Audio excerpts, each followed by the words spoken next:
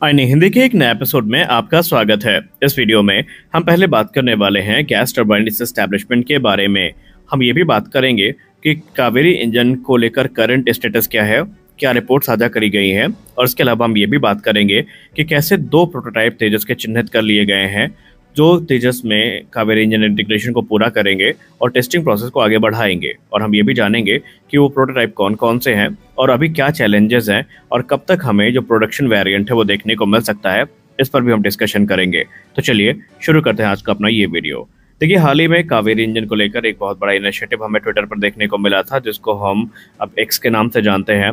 यहाँ पर fund Kaveri engine नाम से एक हैशटैग ट्रेंड कर रहा था पूरे भारत में, और उसके पीछे की वजह ये थी कि अमेरिका का जो रवैया है अब भारत को रास नहीं आ रहा है, और अमेरिका एक के बाद एक जिस प्रकार की नई टाइमलाइन सामने रखता जा रहा है इंजन डिलीवरी को लेकर, उसने भारत में एक रोष की भावना उत्पन्न कर दी है। और कहीं ना कहीं अब सहनशीलता की जो लिमिट है वो क्रॉस हो गई है, और इसीलिए अब भारत इसको मिशन मोड पर ला करके युद्ध स्तर पर प्रोग्राम को आगे बढ़ाना चाहता है। और खुद रक्षा मंत्री राजनाथ सिंह जी ने माना है कि जेट इंजन हमारे लिए एक चैलेंज है, जिसको टैकल करना अब हमारे लिए सबसे महत्वपूर्ण चीज बन गई है। लेकिन इसी बीच गैस टरबाइन एस्टैब्लिशमेंट से एक बड़ी रिपोर्ट सामने आई है, जहां पर बताया जा रहा है कि गैस टरबाइन एस्टैब्लिशमेंट को ऑलरेडी ड्राई कावेरी इंजन को एक नए newly developed after burner module के साथ जोड़ करके का तेजस के ओल्डर वेरिएंट में इंटीग्रेट करने की जो मंजूरी है वो मिल गई है। जी हाँ, यहाँ पर जो अप्रूवल है तेजस कावेरी इंजन को तेजस में इंटीग्रेट करने का, वो अप्रूवल मिल चुका है। और इसके लिए बाकायदा जो ओल्डर लिमिटेड सीरीज प्रोडक्शन के लाइट कॉम्बैट एयरक्राफ्ट तेजस हैं, इनको सेलेक्ट किया गया है, और आगे चल के जो ग्राउंड टेस्टिंग है और दूसरे टेस्ट है वो इनसे पूरे किए जाएंगे।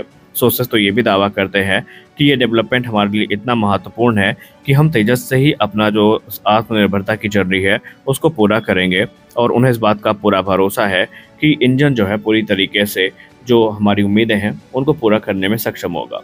कावेरी इंजन को लेकर रिपोर्ट में बताया गया है कि अभी इसमें सिर्फ 25 घंटे की टेस्टिंग बाकी है। उसके बाद जो फाइनल सर्टिफिकेशन प्रोसेस है वो शुरू हो जाएगा, और एक बार जैसे ही शुरू हो जाता है तो हमारे लिए आगे की राह काफ़ी आसान होने वाली है। ड्राई कावेरी इंजन की बात करें तो dry Kaveri engine basically Kaveri का एक नॉन आफ्टर बर्निंग वेरिएंट है, जो कि मुख्यतः घातक अनमैन कॉम्बैटिव व्हीकल को ध्यान में रखकर विकसित किया गया है, और इसमें हमें नोटेबल प्रोग्रेस देखने को मिली है। इससे पहले जब ये टेस्ट में गया था तो उसमें कुछ ड्रॉबैक्स देखने को मिले थे, जिनको अब रिजॉल्व कर लिया गया है। और रीसेंट जो ग्राउंड ट्रायल्स हुए हैं उनमें ये देखा गया है कि ये इंजन अब 49 से लेकर 50 किलोमीटर तक का थ्रस्ट जनरेट करने में सक्षम है, और इसके पहले जो टेस्ट हुए थे उसमें ये इंजन 44 से लेकर 46 किलोमीटर तक का ही थ्रस्ट जनरेट करने में सक्षम था। कुछ रिपोर्ट तो दावा करती है कि इसने 51 किलोमीटर तक का जो मैक्सिमम थ्रस्ट है वो निकाल के दिया है। अब यहाँ पर जब गोदरेज एरोस्पेस की तरफ से विकसित किया गया आफ्टर बर्नर मॉड्यूल्स विकसित किया, इसमें इंटीग्रेट किया जाएगा, तो ये अनुमान है कि ये इंजन 80 से लेकर 81 किलोमीटर तक का थ्रस्ट जनरेट करने में सक्षम होगा। यानी कि पहले जो नंबर्स हमें बताए गए थे वो थे 73 से लेकर 75 किलोमीटर के बीच के, लेकिन अब वो नंबर्स 80 से 81 के बीच में पहुंच चुके हैं। यानी धीरे धीरे जो गैस टरबाइन एस्टैब्लिशमेंट है ये उस बेंचमार्क के करीब पहुंचती जा रही है, जो कि हमें तेजस के लिए ज़रूरी लगता है। क्योंकि आप सबको पता है कि कावेरी इंजन को तेजस से डीलिंग करने का एक अहम कारण भी ये था कि ये सफिशिएंट थ्रस्ट जनरेट करने में सक्षम नहीं था। क्योंकि शुरुआती तौर पर माना गया था, जब कावेरी इंजन को 1980 के दशक में शुरू किया गया था, तो ये कम से कम 90 से 95 किलोमीटर के बीच में थ्रस्ट जनरेट करने के उद्देश्य से बनाया गया था, लेकिन ये चीज़ें पूरी नहीं हो पाई। अब इसके पीछे बहुत सारी वजहें थी जिनको हमने ऑलरेडी डिस्कस कर रखा है अलग अलग वीडियोस में, लेकिन अब उन समस्याओं का निवारण करने के बाद GTRE प्रचंड रूप से वापस आ रही है, लेकिन समस्याएं अभी भी बनी हुई हैं। अब आइए बात कर लेते हैं चैलेंजेस के बारे में। गैस टरबाइन एस्टैब्लिशमेंट ये चाहती है कि कावेरी इंजन को जो तेजस के लिमिटेड सीरीज प्रोडक्शन के एयरक्राफ्ट है उनमें इंटीग्रेट करके टेस्ट किया जाए। अब इस समय समस्या ये है कि इंडियन एयरफोर्स ऐसा नहीं चाहती है, लेकिन उससे पहले आपको ये जानना होगा कि कावेरी इंजन का करंट स्टेटस क्या है। देखिए, कावेरी इंजन का करंट स्टेटस यही है कि इसमें जैसे फाइनल टेस्टिंग पूरी हो जाती है तो ये तेजस में इंटीग्रेट किए जाएंगे। इंडियन एयरफोर्स को दिक्कत इस चीज़ को लेकर के है कि इंडियन एयरफोर्स मानती है कि सिंगल इंजन एयरक्राफ्ट के लिए ये बहुत रिस्की हो जाता है कि उन्हें इंजन टेस्टिंग पर्पस में यूज़ किया जाए, क्योंकि उनके तरफ से तर्क दिया गया कि मान लीजिए टेस्ट के दौरान कोई मिसहैप हो जाता है, कोई टेक्निकल बैल फंक्शन हो जाता है, तो एयरक्राफ्ट को रिकवर करने का कोई साधन नहीं होगा, और वो एक कैटास्ट्रॉफिक फेलियर या एक्सीडेंट का रूप ले लेगा, और ये हमारे लिए बहुत बुरी बात होगी। लेकिन GTRE अपने जो कह सकते हैं प्लान है उस पर टिकी हुई है, और वो कावेरी के जो 2 वेरिएंट है या 2 इंजन हैं, उन्हें बेसिकली तेजस के लिमिटेड सीरीज प्रोडक्शन के एयरक्राफ्ट को टेस्टिंग के लिए यूज़ करना चाहती है। अब यहाँ पर 2 प्रोटोटाइप्स हैं जिन पर जीटीआरई की नज़र बनी हुई है। पहला है PV5 यानी प्रोटोटाइप व्हीकल 5, जिसका टेल नंबर KHT 2009 है। दूसरा है प्रोटोटाइप व्हीकल 6 यानी PV6, जिसका टेल नंबर है KHT2010।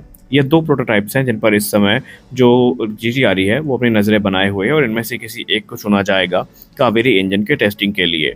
लेकिन इंडियन एयरफोर्स ने फिर अपना कंसर्न व्यक्त किया है कि सिंगल इंजन प्लेटफॉर्म हमारे लिए सूटेबल नहीं होंगे।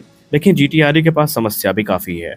अब इंडियन एयरफोर्स भले ही कुछ भी कहे, लेकिन आप सब जानते हैं कि हमारे पास कोई डेडिकेटेड फ्लाइंग टेस्ट बेड नहीं है जिसमें हम इंजन को टेस्ट कर सकें।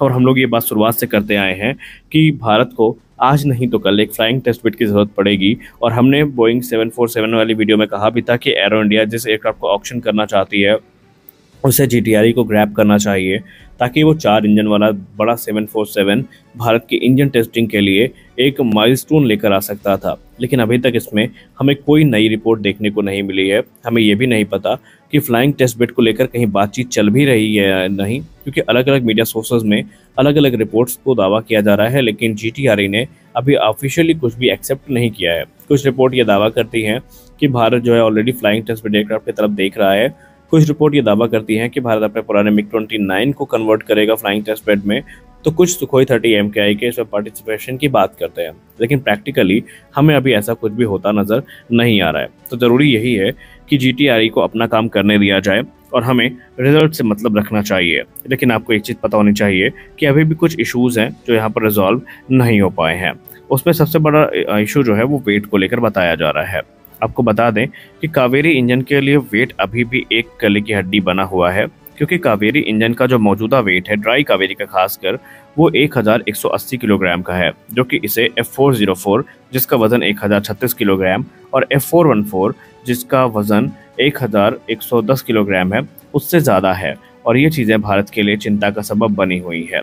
लेकिन माना जा रहा है कि जीटीआरई इस समय जो एडवांस मटेरियल्स हैं इनकी खरीद कर रही है, जिसके चलते जो लाइटर एलॉयज हैं एडवांस मैन्युफैक्चरिंग टेक्निक का यूज़ करके जो वेट रिडक्शन मेजर्स हैं वो लिए जाएंगे और कावेरी इंजन के वजन को कम किया जाएगा। तो आपको क्या लगता है कि कावेरी इंजन को लेकर डीआरडीओ की अप्रोच कितनी अच्छी है? खैर, अगर हम प्रोडक्शन की बात करें तो हमें कावेरी इंजन का प्रोडक्शन 2032 तक शुरू होता दिखाई पड़ रहा है और उससे पहले जो सर्टिफिकेशन और दूसरे ट्रायल्स हैं वो पूरे कर लिए जाएंगे। लेकिन सही मायने में प्रैक्टिकली अगर देखा जाए तो कावेरी इंजन अब सिर्फ हमारी आवश्यकता नहीं, हमारी मजबूरी भी बन गया है कि हमें अब ये इंजन तैयार करना ही होगा, वरना हमारे पास दूसरे ऑप्शन बहुत कम है। तो इस वीडियो में बस इतना ही। मिलते हैं अगले वीडियो में, तब तक के लिए जय हिंद।